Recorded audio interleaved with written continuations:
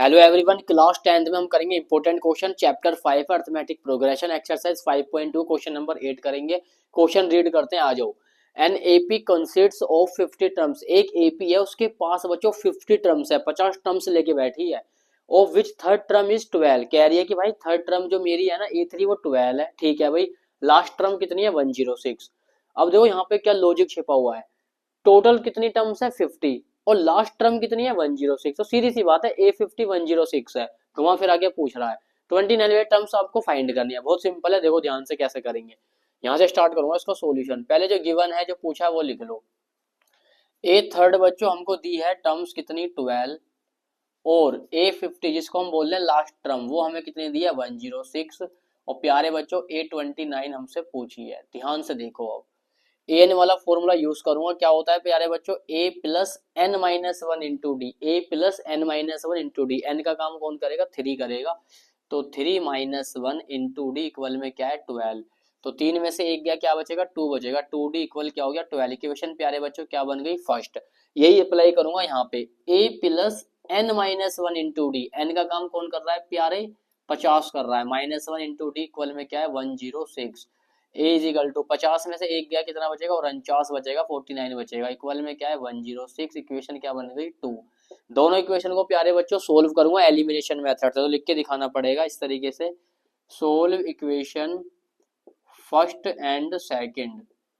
तो a plus 2d equal 12 और a plus 49d equal 106। तो ध्यान से देखना, जब बच्चों हमको साइन चेंज करने होते हैं तो यहाँ पे क्या लिखते हैं सब्ट्रैक्ट। ये बिल्कुल आपको याद रहना चाहिए।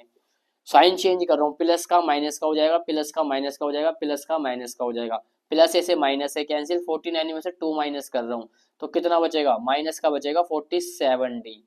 अब यहाँ देखो 106 में 12 माइनस कर रहा हूँ तो 106 में 12 माइनस करेंगे तो प्यारे बच्चों 94 बचेगा। कितना बचेगा 94 बचेगा। वो भी किसका माइनस का, क्योंकि जो डिजिट बड़ी होती है उसका साइन आता है।